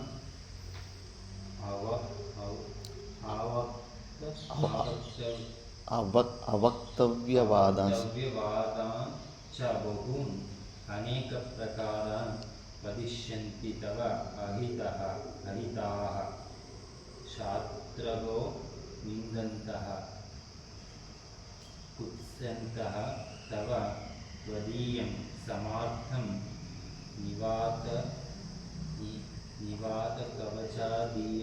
कवचादि युद्धनिमित्तं तस्मात् ततो निन्दा प्राप्ते दुःखात् दुःखतरं नु किं तथा कष्टतरं दुःखं न अस्ति इत्यर्थः.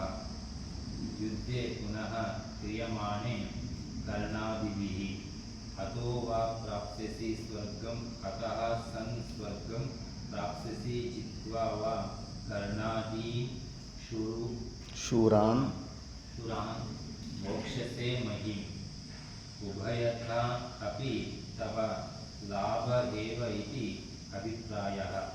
यत एवं तस्मात् उत्तिष्ठ कौन्तेय युद्धाय कृतानिश्चयो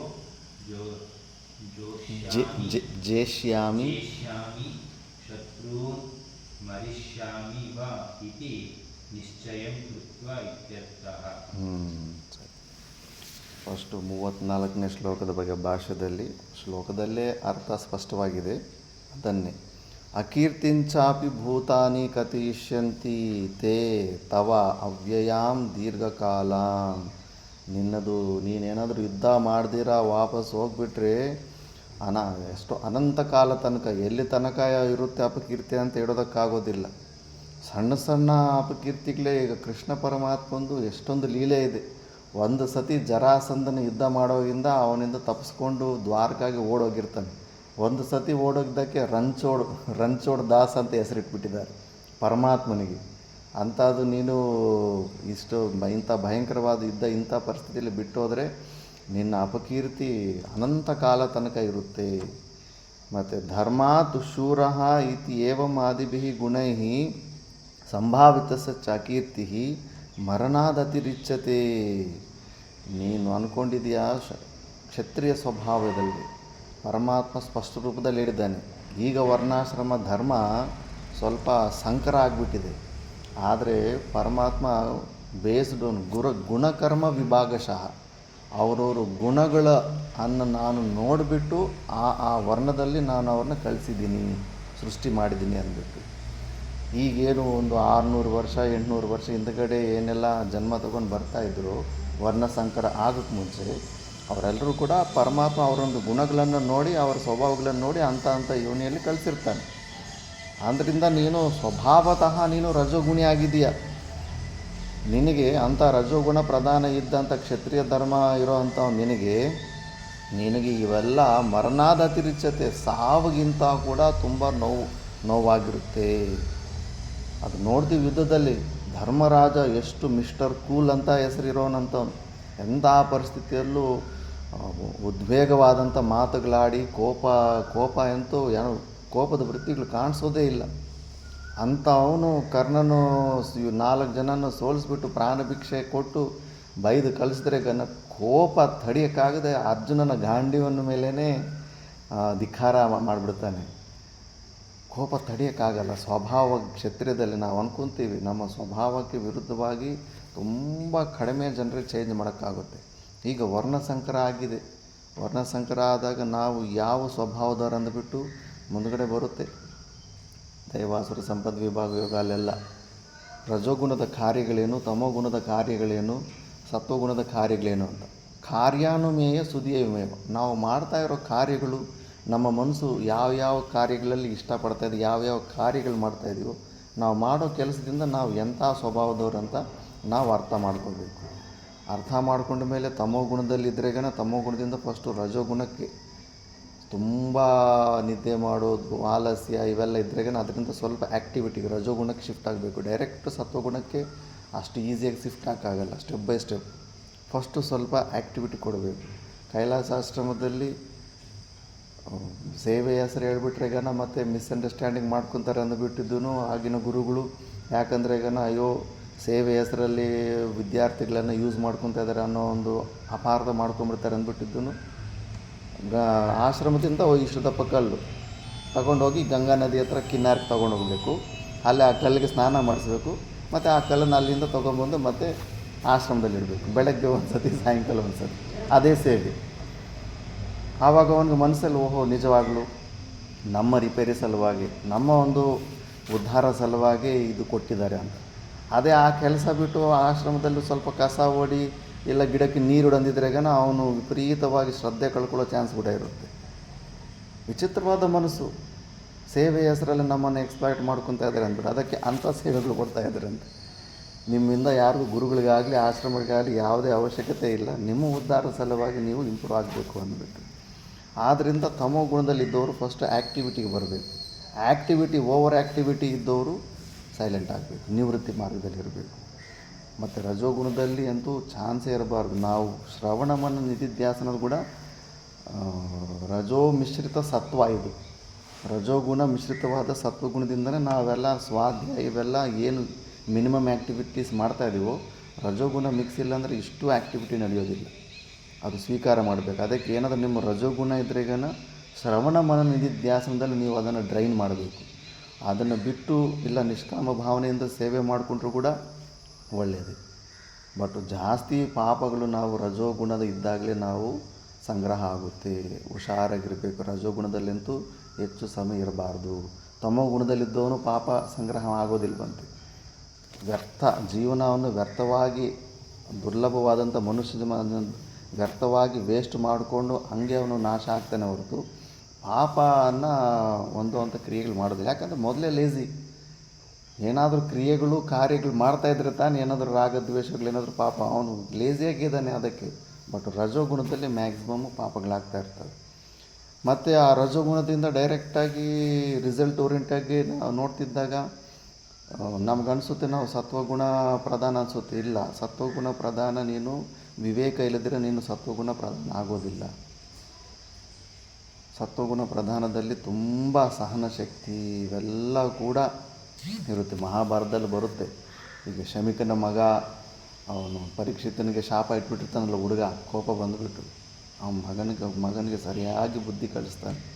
ಏನು ಅಂದ್ಕೊಂಡಿದ್ದೆ ನೀನು? ಕ್ರೋಧ ಅನ್ನೋದು ಎಷ್ಟು ದರಿದ್ರ, ಎಷ್ಟು ದೊಡ್ಡ ಶತ್ರು ಅಂದ್ಕೊಂಡಿದೀಯ. ಒಬ್ಬ ರಾಜನೇ ನೀನು. ಧರ್ಮಾತ್ಮ ಆದ ಪರೀಕ್ಷಿತ್ ಏನೋ ಅಧರ್ಮ ಪಾಲನೆ ಮಾಡೋವಂಥ ರಾಜ ಅಲ್ಲ. ಇವತ್ತು ನಾವು ಅರಣ್ಯದಲ್ಲಿ ಅಲ್ಲಿ ಇಲ್ಲಿ ಸೇಫ್ ಆಗಿದ್ದೀವಿ ಅಂದ್ರೆಗನ ಪಾಂಡವರು ಮಹಾ ಸಾಮ್ರಾಟ್ ಅವ್ರ ಮೊಮ್ಮಂಗಾಗಿ ಅವ್ರ ಧರ್ಮ ಪಾಲನೆಯಿಂದ ನಮ್ಮೆಲ್ಲರ ರಕ್ಷಣೆ ಆಗ್ತಾಯಿದೆ. ಒಬ್ಬ ರಾಜ ವೀಕ್ ಇದ್ದಾನೆ ಅಂದ್ರೆಗನ ಏನೆಲ್ಲ ಅನಾಹುತಗಳಾಗುತ್ತೆ ಅಂದ್ಬಿಟ್ಟು ಫುಲ್ಲು ಲಿಸ್ಟ್ ಹೇಳ್ತಾನೆ. ಅಂಥ ರಾಜನ ನೀನು ಶಾಪ ಇಟ್ಬಿಟ್ಟಿದೆಯಲ್ಲ. ಫಸ್ಟು ಅಂದರೆ ಸಾಧಕರಿಗೆ ಮೋಕ್ಷನೇ ಹೊಂದಬೇಕು ಅಂತ ಮುಂದುಗಡೆ ಬಂದಿರುವಂಥ ಮುಮುಕ್ಷುಗಳಿಗೆ ಸಹನ ಶಕ್ತಿ, ಈ ಅರಷಡ್ ವರ್ಗಗಳು, ಕಾಮ, ಕ್ರೋಧ, ಲೋಭಗಳು ಇವು ಯಾವುದಕ್ಕೂ ನಾವು ಮಹತ್ವ ಕೊಡಲೇಬಾರ್ದು. ಅನುಭವಿಸ್ತಾ ಹೋಗ್ತಾ ಇರಬೇಕು. ಆ ಅನುಭವಿಸೋ ಶಕ್ತಿ ಇಲ್ಲ ಅಂದ್ರೆಗನ ಮತ್ತಿನ್ನು ರಜೋಗುಣದಲ್ಲೇ ನಾವು ಸ್ಲಿಪ್ಪಿದ್ದೀವಂತ ನಮ್ಮ ಸ್ವಭಾವಗಳು ನೋಡ್ಕೊತಾ ಇರಬೇಕು. ಇವಾಗ ಅರ್ಜುನನ ಸ್ವಭಾವ ಕೃಷ್ಣ ಪರಮಾತ್ಮನಿಗೆ ಚೆನ್ನಾಗಿ ಗೊತ್ತು. ನಿನ್ನ ಕೈಯಲ್ಲಿ ಆಗೋದಿಲ್ಲ, ಈಗ ಸುಮ್ಮನೆ ಟೆಂಪ್ರವರಿ ಅನ್ನಿಸ್ತಾ ಇದೆ, ನೀನು ಸನ್ಯಾಸಕ್ಕೆ ಯೋಗ್ಯ, ಬ್ರಹ್ಮವಿದ್ಯೆಗೆ ಅರ್ಹತೆ ಇದೆ ಅಂತ ನಿನಗೆ ಅನ್ನಿಸ್ತಾ ಇದೆ. ನೀನು ಆ ಕ್ಯಾಟಗರಿಗೆ ಅಲ್ಲ. ನೀನು ಏನೀಗ ನೀನು ಕರ್ಮಗೆ ನಿನ್ನ ಪಾಲಿಗೆ ಬಂದ ಡ್ಯೂಟಿಯನ್ನು ತಪ್ಪಿಸ್ಕೊಂಡಂತ ಇದೆ. ಇದು ಎಸ್ಕೇಪಿಸ್ಟ್ ಮೆಂಟಾಲಿಟಿಯಿಂದ ನೀನು ತಪ್ಪಿಸ್ಕೋಬೇಕಂತ ಇದೆಯಾ. ಇದು ನೀನು ತಪ್ಪಿಸ್ಕೋಬೇಕು ಅಂದ್ಕೊಂಡ್ರೂ ಕೂಡ ಆಗೋದಿಲ್ಲ. ಮತ್ತು ನಾಳೆ ಅವರೆಲ್ಲ ಆ ಮಾತುಗಳಂತ ಮೇಲೆ ನಿನ್ನ ಪೌರುಷ ಎದ್ದು ಹೊರಗಡೆ ಬಂದುಬಿಡುತ್ತೆ. ಒಂದು ಮಾತು ಸಹನೆ ಮಾಡೋದಕ್ಕಾಗೋದಿಲ್ಲ. ನಮಗೆ ಎಂಥ ಮಾತಂತಾರೆ, ಇವರೆಲ್ಲ ಹಂದಿ ತಿಂದಂಗೆ ತಿನ್ನಕ್ಕೆ ಬಂದಿದ್ದಾರೆ ಅಷ್ಟೇ, ಸಮಾಜದ ಮೇಲೆ ಭಾರ ಇದ್ದಾರೆ ಅಂತಾರೆ. ಆ ಮಾತು ಕೇಳಿ ಸಹನೆ ಮಾಡೋಷ್ಟು ಯೋಗ್ಯತೆ ಇದೆಯಾ? ಮತ್ತು ನೀನು ಈ ಮಾರ್ಗಕ್ಕೆ ಬಾ. ಇಲ್ಲ, ಆ ಮಾತು ನಿನಗೆ ಚುಚ್ತಾ ಇದೆ, ಸ್ವಾಭಿಮಾನದ ಹೆಸರಲ್ಲಿ ಅಹಂಕಾರ ಮತ್ತೆ ಜಾಗೃತಿ ಆಗ್ತಿದೆ ಅಂದ್ರೆ ಇನ್ನೂ ವರ್ಕೌಟ್ ಮಾಡು. ಮತ್ತೆ ಇನ್ನೂ ರಜೋಗುಣ ನಿಂದಿನ್ನೂ ಡ್ರೈನ್ ಆಗಿಲ್ಲ.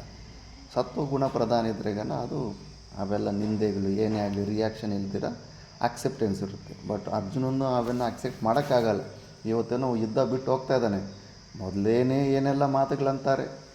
ಮತ್ತು ಇನ್ನು ಅಂಥ ಸಮಯ ದಾರಿಲಿ ಹೋದಾಗೆಲ್ಲ ಏನೋ ಕೌರವರು ಅವ್ರ ಸೇನೆಯಲ್ಲಿರೋರು ಎಲ್ಲ ಅವಮಾನ ಮಾಡ್ತಿದ್ರೆ ಸುಮ್ಮನೆ ಬಿಡ್ತಾನೆ ಇವನು, ಮತ್ತೆ ಎದ್ದೇಳ್ಬಿಡುತ್ತೆ, ಜಾಗೃತಿ ಆಗಿಬಿಡುತ್ತೆ.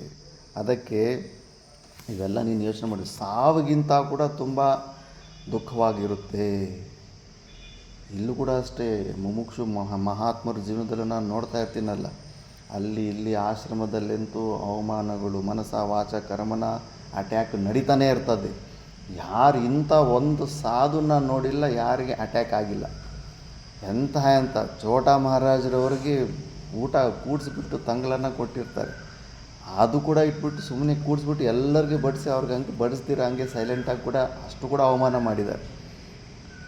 ಆಗಲೇ ಅನಿಮ ಗರಿಮಾದ ಸಿದ್ಧಿಗಳು ಎಲ್ಲ ಸಮಾಧಿ ಸ್ಥಿತಿಲಿ ಇರೋವಂಥವ್ರು. ಮತ್ತು ಅವ್ರಿಗೆ ಆ ಹಿಂಸೆ ಮಾಡಿದವ್ರು ಯಾರು? ಬೃಹತ್ ಪ್ರಸ್ಥಾನತ್ರಯ ಎಲ್ಲ ಓದಿರೋ ಅಂಥ ವೇದಾಂತಿಗಳು.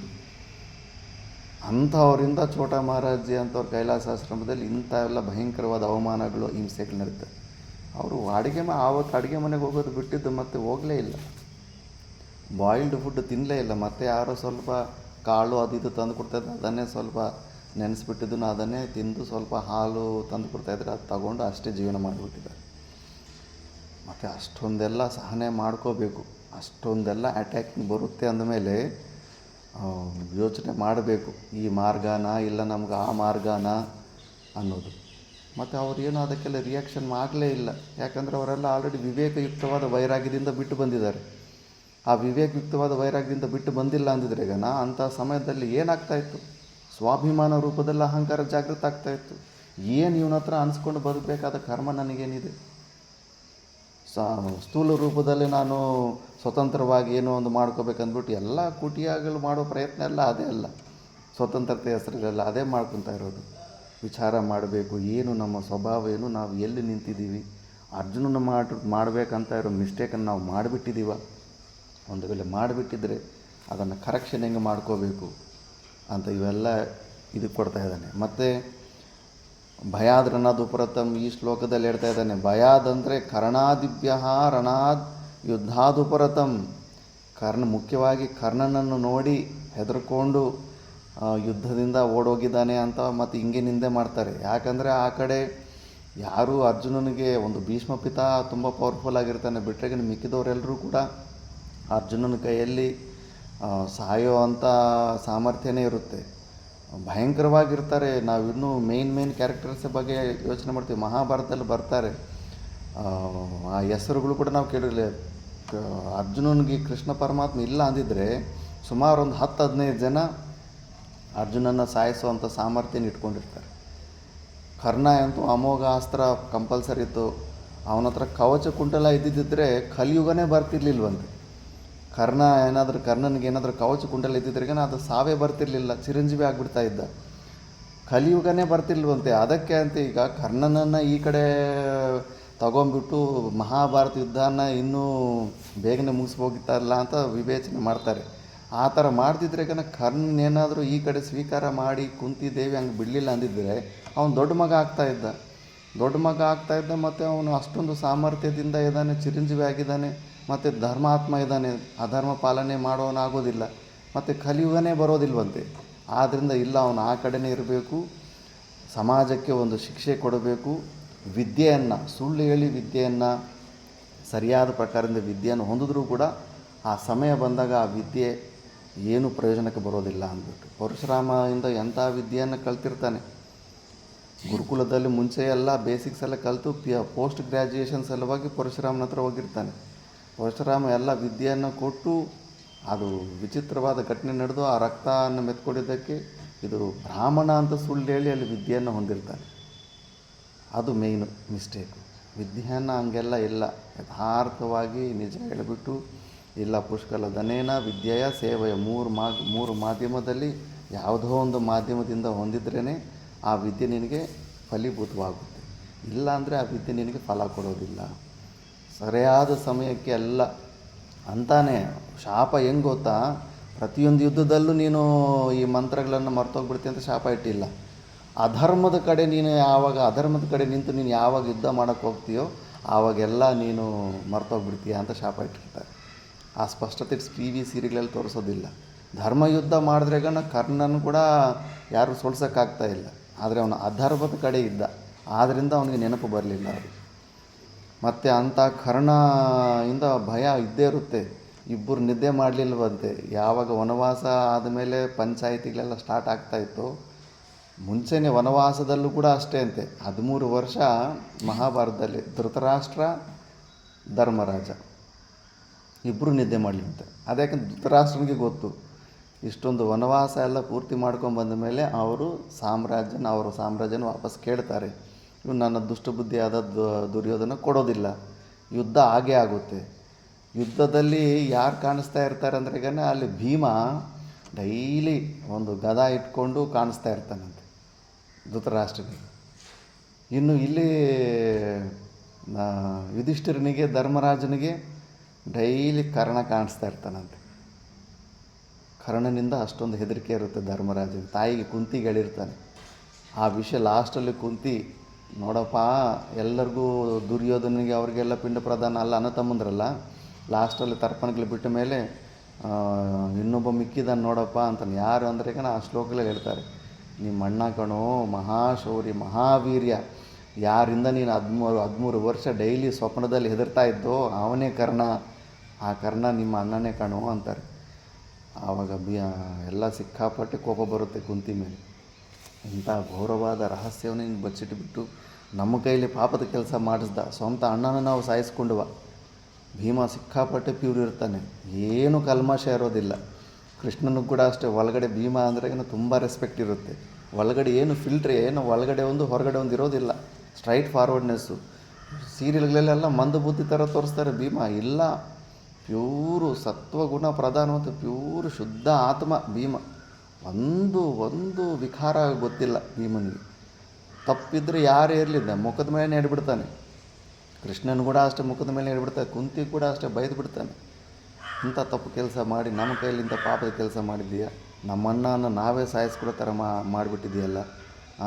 ಅಷ್ಟೊಂದೆಲ್ಲ ಸೂತಪುತ್ರ ಅಂತ ಅವಮಾನಗೀಡಾಗ್ತಾಯಿದ್ರೆ ನಿಮಗೆ ಚೂರು ಕೂಡ ದಯ ಬರಲಿಲ್ವ? ಸ್ವಂತ ಮಗ ಅಷ್ಟೊಂದು ಅವಮಾನಕ್ಕೆ ಈಡಾಗ್ತಾಯಿದ್ದಾನೆ, ಆಗಲಾದರೂ ನೀನು ಬಾಯಿ ಬಿಡಬೇಕಾಗಿತ್ತಲ್ಲ. ಒಬ್ರಿಗಾದರೂ ಹೇಳ್ಬೇಕಾಗಿತ್ತು. ಕೃಷ್ಣನಿಗೆ ಭೀಷ್ಮನಿಗೆ ಭೀಷ್ಮನಿಗೆ ಕೂಡ ಅನುಮಾನದಿಂದ ಜೀವನ್ಮುಕ್ತ ಪುರುಷ ಅಲ್ಲ. ಭೀಷ್ಮನಿಗೆ ಕೂಡ ಈ ರಹಸ್ಯ ಗೊತ್ತಿತ್ತು ಕರ್ಣನಂದು ಅನ್ನೋದು ಕೆಲವರು ಅಂತಾರೆ. ಬಟ್ ಇಬ್ಬರಿಗೆ ಗೊತ್ತಿತ್ತು, ಕೃಷ್ಣನಿಗೆ ಕುಂತಿಗೆ ಅಂದ್ಬಿಟ್ಟು. ಮತ್ತು ಅಂಥ ಪರಾಕ್ರಮಿ ಕರ್ಣ, ಅವನಿಗೆ ದುರ್ದೋಷದಿಂದ ಅದು ಕೂಡ ಅಂತಾನೆ. ಕರ್ಣನಿಗೂ ಗೊತ್ತಾಗುತ್ತೆ ನಾನು ಅದರೊಂದು ಕಡೆ ಇದ್ದೀನಿ ಅಂದ್ಬಿಟ್ಟು. ಏನಾಗುತ್ತೆ ಪ್ರಾರಬ್ಧ ವಶದಿಂದ ಆವಾಗ ಅಜ್ಞಾನದಲ್ಲೇ ಇರ್ತಾನೆ ಕರ್ಣ. ಸೂತಪುತ್ರ ಅಂದಾಗ ಸಿಕ್ಕಾಪಟ್ಟೆ ಭಯಂಕರವಾಗಿ ದುಃಖದಲ್ಲಿರ್ತಾನೆ. ಯಾಕಂದರೆ ಪೌರುಷ ನೋಡಿದ್ರೆ ಕ್ಷತ್ರಿಯ, ಸಾಮಾನ್ಯ ಪೌರುಷ ಅಲ್ಲ, ಅವಮಾನ ಸಹನೆ ಮಾಡೋಕ್ಕಾಗಲ್ಲ. ಅಂಥ ಸಮಯದಲ್ಲಿ ದುರ್ಯೋಧನ ನಿಜವಾಗ್ಲೂ ಅವನು ಸ್ವಾರ್ಥ ಇಟ್ಕೊಂಡು ಕೂಡ ಅವನಿಗೆ ಸನ್ಮಾನ ಕೊಟ್ಟು ಅಂಗರಾಜ ಮಾಡಿ ಅವನನ್ನು ಮಾನ ಮರ್ಯಾದೆ ಕಾಪಾಡಿರ್ತಾನೆ. ಅದಕ್ಕೆ ನಾವು ಯಾರ್ದಾದ್ರೂ ಒಂದು ಸತಿ ಫೇವರ್ಸ್ ತಗೊಂಡ್ರೆ ಅಷ್ಟು ಈಸಿ ಅಲ್ಲ. ಮತ್ತು ಅವರ ಸಂಘದಿಂದ ನಾವು ಹೊರಗಡೆ ಬರೋದಕ್ಕೆ ನಮ್ಗೆ ಅಷ್ಟು ಮುಂಚೆ ಸ್ವಲ್ಪ ಯೋಚನೆ ಮಾಡಬೇಕು, ತಗೋಬೇಕಾ ತಗೋಬಾರ್ದ ಅಂದ್ಬಿಟ್ಟಿದ್ವಿ. ಮತ್ತು ಯಾಕೆ ಅವ್ರಿಗೆ ಋಣಾನುಬಂಧಿಯಾಗಿರಬೇಕಾಗುತ್ತೆ. ಆ ಫೇವರ್ ತಗೊಂಬಿಟ್ಟಿದ್ದೀನಿ. ಕುಂತಿ ಬಂದು ಹೇಳ್ತಾಳೆ, ನೀನು ಅಧರ್ಮದ ಪಕ್ಷದಲ್ಲಿದ್ದೀಯ, ನಿನಗೆ ಗೊತ್ತಾಗ್ತಾ ಇಲ್ವಾ? ಹಂಗೆ ಅಂದರೆ ಹೌದಮ್ಮ ನನಗೆ ಗೊತ್ತಾಗ್ತಾ ಇದೆ, ನಾನು ಅಧರ್ಮದ ಪಕ್ಷದಲ್ಲಿದ್ದೀನಿ. ಅವನು ಈ ಥರ ಮಾಡಿರೋ ಸಹಾಯ ಇಡೀ ಯುದ್ಧದಲ್ಲಿ ಕೇವಲ ನನ್ನ ಒಂದು ನಂಬಿಕೆ ಮೇಲೇ ಯುದ್ಧಕ್ಕೆ ರೆಡಿಯಾಗಿದ್ದಾನೆ ಅಂಥ ಭರವಸೆ. ಈಗ ನಾನು ಅವನ ಮಾತನ್ನು ಉಲ್ಲಂಘನೆ ಮಾಡೋದಕ್ಕೆ ಸಾಧ್ಯ ಆಗೋದಿಲ್ಲ. ನನಗೆ ಯಾಕೋ ನನ್ನ ಅಂತಃಕರಣ ಧರ್ಮ ನನಗೆ ಒಪ್ತಾ ಇಲ್ಲ. ಅದ್ರ ಸಲುವಾಗಾದರೂ ಕೂಡ ನಾನು ಈ ಕಡೆನೇ ಇರಬೇಕು ಅಂತ ಕೃಷ್ಣನಿಗೆ ಹೇಳ್ತಾನೆ. ಈ ಕಡೆ ಬಂದುಬಿಡು. ಕುಂತಿ ಕೂಡ ಹೇಳ್ತಾರೆ, ಕೃಷ್ಣ ಆಲ್ರೆಡಿ ಹೇಳ್ದನಲ್ಲ, ನಿನ್ನನ್ನೇ ರಾಜ ಮಾಡ್ತೀವಿ, ಇಡೀ ಸಾಮ್ರಾಜ್ಯ ನಿನ್ನದೇ ಆಗುತ್ತೆ ಅಂತ. ಹೌದು ನನ್ನದೇ ಆಗುತ್ತೆ, ನಾನು ರಾಜ ಆದಮೇಲೆ ದುರ್ಯೋಧನ ಕೂಡ ಅದಕ್ಕೆ ವ್ಯತಿರೇಕ ಮಾಡೋದಿಲ್ಲ, ನಾನು ದುರ್ಯೋಧನನ ಪ್ರಿಯವಾದ ಮಿತ್ರ ಅಲ್ಲ, ನಾನು ನನ್ನ ರಾಜ್ಯನ ದುರ್ಯೋಧನಿಗೆ ಮತ್ತೆ ಫ್ರೀಯಾಗಿ ಕೊಡಬೇಕಾಗುತ್ತೆ. ಮಾಡಿದ್ರೆ ಮತ್ತೆ ಅದೇ ಅಧರ್ಮನೇ ಹೆಚ್ಚಾಗುತ್ತೆ ಹೊರತು ಧರ್ಮ ಹೆಚ್ಚಾಗೋದಿಲ್ಲ. ನಾನು ಅಧರ್ಮದ ಕಡೆ ಇದ್ದು ನನ್ನ ಸಾವೇ ಲೋಕ ಕಲ್ಯಾಣಕ್ಕೆ ದಾರಿಯಾಗುತ್ತೆ ಅಂದ್ಬಿಟ್ಟು ಗೊತ್ತಿದ್ದು ಆ ಕಡೆ ಹೋಗ್ತಾನೆ. ಸ್ವಂತ ಅಣ್ಣ ತಮ್ಮಂದ್ರನ್ನ ಕೊಳ್ಳುವ ಪರಿಸ್ಥಿತಿ ಬಂದಾಗ ಯುದ್ಧದ ಮುಂಚೆ ಸಿಕ್ಕಾಪಟ್ಟೆ ನೋವು ಹೊಂದುತ್ತಾನೆ. ಹೇಗಪ್ಪ ನನ್ನ ಸ್ವಂತ ತಮ್ಮಂದ್ರನ್ನ ಹೇಗೆ ನಾನು ಕೊಲ್ಲಲಿ ಅಂದ್ಬಿಟ್ಟು.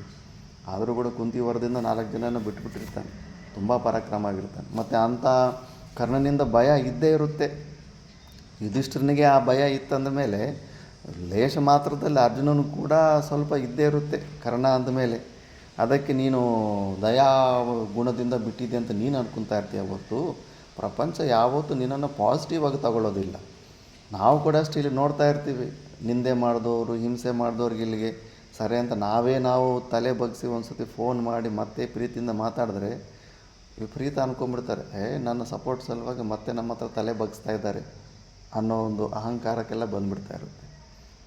ನಮ್ಮ ಒಂದು ಒಳ್ಳೆತನವನ್ನು ಅವರು ಇನ್ಕೆಪ್ಯಾಸಿಟಿ ಅಂತಾನೇ ತಿಳ್ಕೊತಾರೆ ಹೊರತು ನಾವು ದಯಾಗುಣದಿಂದ ಏನೋ ಮಾಡಿದ್ದೇವಂತ ಯಾವತ್ತೂ ಆ ದೃಷ್ಟಿ ನೋಡೋದಿಲ್ಲ ಪ್ರಪಂಚ. ಅದಕ್ಕೆ ಇವೆಲ್ಲ ಯೋಚನೆ ಮಾಡು, ಆಫ್ಟರ್ ಎಫೆಕ್ಟ್ಸ್ ಬಗ್ಗೆ ಸ್ವಲ್ಪ ಯೋಚನೆ ಮಾಡಿ ಬಿಡಬೇಕಂತ ಅನ್ಕೊತಾ ಇದೆ. ಮತ್ತು ಇವೆಲ್ಲ ಆಗ್ತವೆ ನಿನಗೆ. ಮತ್ತು ಏನಂತಾರೆ, ಕೃಪಯಾ ಇತಿ ನಾ ಕೃಪಯಾ ಇತಿ ತ್ವಂ ಮಹಾರಥಃ ದುರ್ಯೋಧನ ಪ್ರಭೃತಯ. ದುರ್ಯೋಧನ ಇಂಥವ್ರು ಮೊದಲೇ ನಿಮ್ಮನ್ನು ಲೈಟ್ ವೇಟಾಗಿ ತೊಗೊಂಡ್ಬಿಟ್ಟಿದ್ದಾರೆ. ಎಂಥ ಮಾತಂತಾರೆ ಸಭಾಪರ್ವದಲ್ಲಿ. ಪಾಂಚಾಲಿಯನ್ನು ಉದ್ದೇಶ ಇಟ್ಟುಕೊಂಡು ಏನೆಲ್ಲ ಮಾತಂತ ಇರ್ತಾರೆ. ಈಗಲೇ ಇಷ್ಟೊಂದು ಅವಮಾನ ಮಾಡಿದ್ದಾರೆ, ಮತ್ತು ನೀನು ಯುದ್ಧ ಬಿಟ್ಟು ಹೋದ್ರೆಗಾನ ಇನ್ನೂ ಲೆಕ್ಕನೇ ಇರೋದಿಲ್ಲ ಅವರಿಗೆ.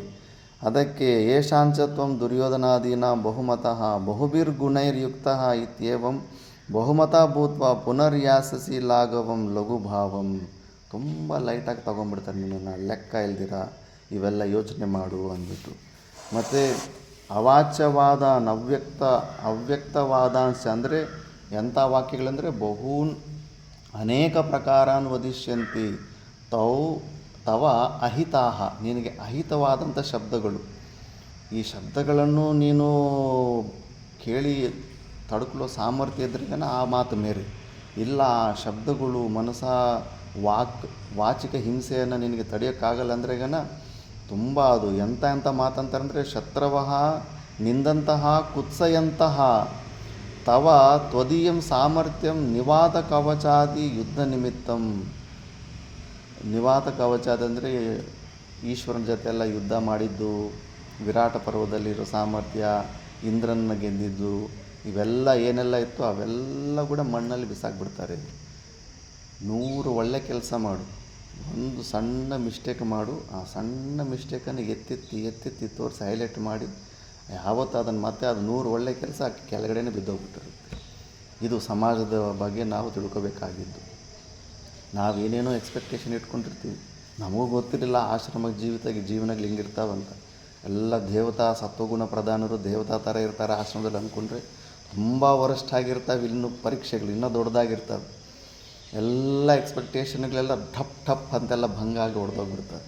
ಸುಮಾರು ಅದಕ್ಕೆ ಒಂದು 10 ವರ್ಷ ಆಶ್ರಮ ಜೀವನ ನಡೆಸಿದವನಿಗೆ ಸರಿಯಾದ ಕೆಪ್ಯಾಸಿಟಿ, ಸರಿಯಾದ ಸಹನಶಕ್ತಿ ಎಲ್ಲ ಮತ್ತು ಇಡೀ ಪ್ರಪಂಚದಲ್ಲಿ ಒಂದು ಆಶ್ರಮ ನಡೆಸಿರೋನು ಪ್ರಪಂಚನ ನಡೆಸುವಷ್ಟು ಸಾಮರ್ಥ್ಯ ಬಂದ್ಬಿಡುತ್ತಂತೆ ಅವನು. ಅಷ್ಟು ಸಾಮಾನ್ಯ ಅಲ್ಲ ಅಂದ್ಬಿಟ್ಟು. ಅದಕ್ಕೆ ಈ ಥರ ಎಲ್ಲ ಮಾತುಗಳು ಬರ್ತಾವೆ. ನಿನಗೆ ಅವೆಲ್ಲ ತಡೆಯೋದಕ್ಕಾಗೋದಿಲ್ಲ, ನಿನಗೆ ಅಪಕೀರ್ತಿ ಬರುತ್ತೆ. ತಸ್ಮಾತಃ ನಿಂದಾ ಪ್ರಾಪ್ತೇ ದುಃಖತರಂ ನು ಕಿಂ ತತಃ ಕಷ್ಟತರಂ ದುಃಖಂ ನ ಅಸ್ತಿ ಇತ್ಯರ್ಥಃ.